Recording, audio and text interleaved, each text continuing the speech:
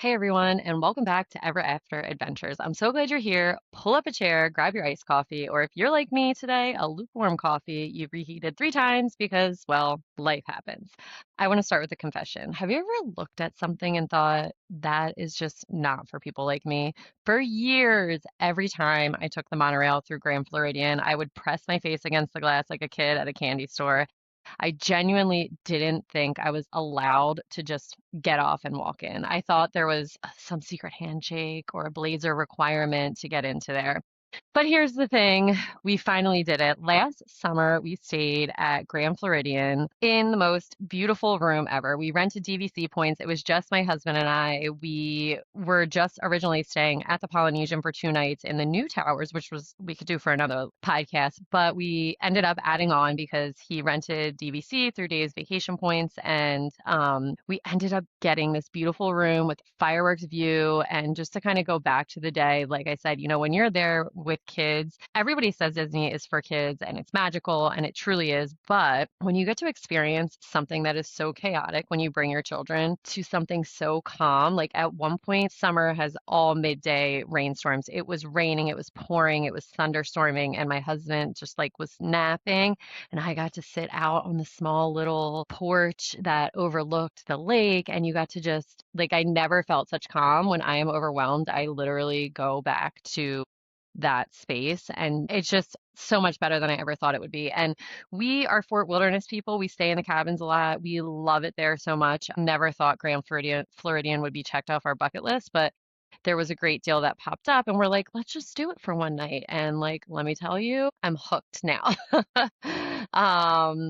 So we're going to talk a little bit about Grand Floridian today, but before we do that, we're going to talk about the pixie dust.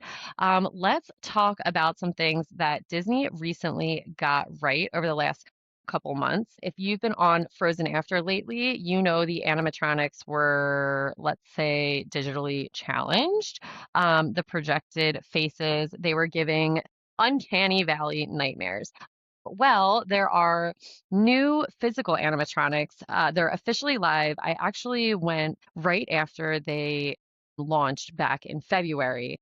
And they look so much better. Although I have to say, I don't know if they've fixed it since then, but Anna kind of had this like wonky eye twitching, which I thought was really funny. But they actually look like the characters that we love. Now, does it fix the fact that the ride has way too much dark, empty space? Like, probably not. My hot take is that if the ride is over a 25-minute wait, I'm skipping it. We usually get lightning lanes, or we'll either rope drop Frozen or um Ratatouille. I did last time, I went with some of my girlfriends, and we had extended magic hours when we stayed at the Poly Club level. I'm so glad we didn't have to wait long because like the animatronics are a great addition to it. But again, I still don't think that it's worth as much as people wait. And like I said, there's a lot of dark, empty space like that. You're like, okay, you could have put something here, or like, yeah, there's some mountains there. But anyway, seeing Disney invest in higher quality physical figures instead of cheap screens, that is going to be my pixie dust this week. It shows that they are listening. Let's talk about the plot twist. So we're going to talk about the Olaf problem and character cuts. Now, this is for the plot twist. This one stings a little. Disney announced the Magic of Disney Animation experience for Hollywood studios, and they made two choices that are frankly embarrassing. So first, the Animation Academy. We've been doing this for 30 or 40 years, learning to draw from a real live animator. Disney is cutting the live humans and replacing them with a pre-recorded video and an Olaf animatronic. And listen, I love Olaf. He's great, but an animatronic cannot replace the soul of an art teaching a child how to draw Mickey. It feels cheap, and on top of that, they're moving roaming characters like Chip, Dale, Goofy, and Max into a building for formal meet and greets, which does kind of stink as well. I recently saw on a post that someone had talked about going to do the artist aspect and that it was no more, and it just kind of stinks a little bit. And the magic of Hollywood studios used to be seeing Max, Goof just hanging out near Echo Lake, now you're going to have to wait in a 45-minute line inside a building. It feels like they're trading that spontaneous magic for controlled efficiency. And as a fan, that's a really hard pill to swallow. Like some of my best memories of our children are them randomly seeing a character. So one that is a core memory for me forever is we were in Magic Kingdom and Jasmine was walking around and she grabbed my daughter's hand and just started walking around with her. And everyone thought, oh my gosh, who is like this princess, aka my daughter? And Epcot too. My son loves Snow White. He loves her, and we got to just see her randomly near Germany, walking around.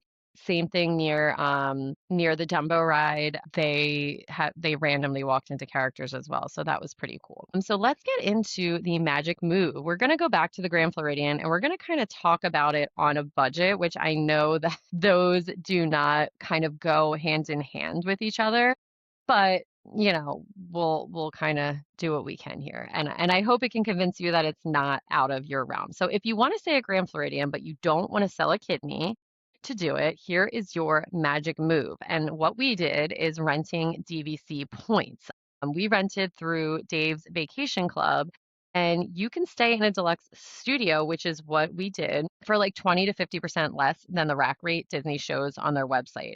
And that was, again, and it'll get you because when you look at these websites of the DVC, you're like, oh my God, it's normally so much more expensive. And so even though it still may be a little bit expensive, kind of can justify it because you're like, oh, what if this like never happens again?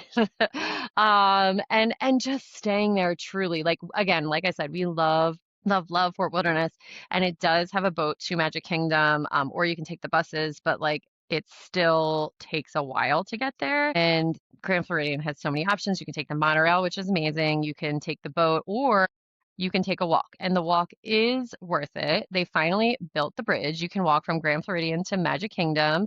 It is a bit of a jagged walk, but it beats waiting the monorail, if you have to go around the other way, because if you're going around the other way, you're going to have to stop at Contemporary, and then you're going to have to go to Ticket and Transportation Center, and then you're going to have to go to Polynesian as well. And when we did stay at Polynesian, something to kind of go off topic that I didn't realize was how close Polynesian is to Ticket and Transportation Center. That was actually way quicker to get to the club level where we stayed, and it was such a nice little walk through the resort instead of taking the monorail. So there's so many different ways that you can go and really look into the ones less traveled. The walk is going to be less traveled, and it's a good option if you want to get back to your room quicker instead of, the furthest getting back from Magic Kingdom would be the monorail, and then the boat you might have to wait, but walking might kind of even out. One of the things that I loved about DVC is that there are Mary Poppins rooms and areas. If you're staying DVC, these rooms, they were recently redone and they are stunning. The standard hotel rooms are a bit dated and they're due for an update. However, I was not expecting how beautiful the little fountain was and all the little details of the Mary Poppins that were in there. Just walking, and you can walk into the club level or the DVC separate building. It's like kind of directly, it's the one in between the Grand Floridian and Polynesian. And if you're ever just so happening to like walk through there, you can check out that main level as well. It's just wonderful. Let's talk about a little food secret at the Grand Floridian. Everyone talks about Victoria and Albert's, which again is on our bucket list. We actually were able to get a reservation last year, but we opted to not do it just because we had other plans for things. And then we're like, oh, we'll do it next year. But this year we booked Boardwalk Club level, so we're not going to go into like any fancy dinners because we have the club level food.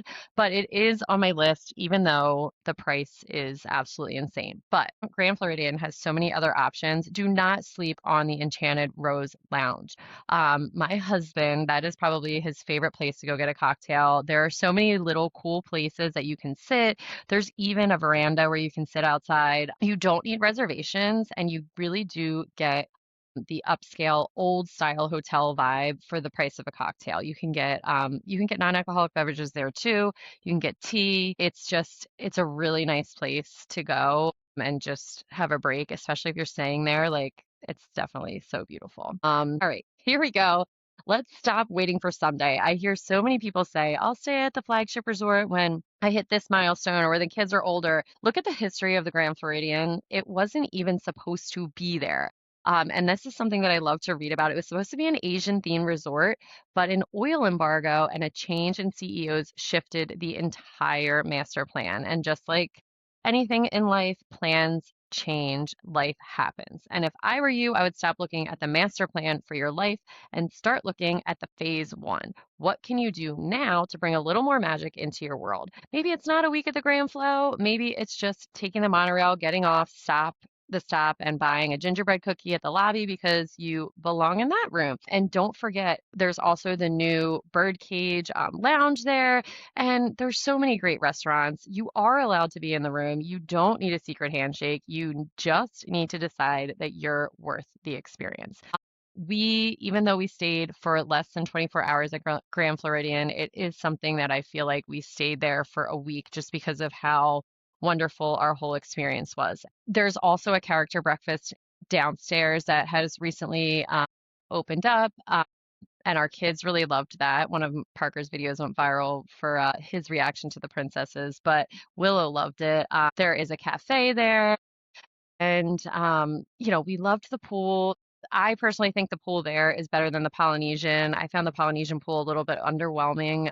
I really loved the kid pool area and the quiet pool area, and you can get cocktails out there as well, which are really great. There's just so many little spots there that even though it there's a lot of foot traffic through there. It doesn't seem as crazy. I'm not talking about gingerbread time, but I think it's less crowded than the Polynesian normally is. So that's something that I really liked about that. All right, so that's really it for today's deep dive. Thank you for hanging with me today. If you enjoyed this trip down history lane, go ahead and leave a review. So remember, keep the magic, skip the chaos, and I will meet you on Main Street. Let me know what you want to hear next episode.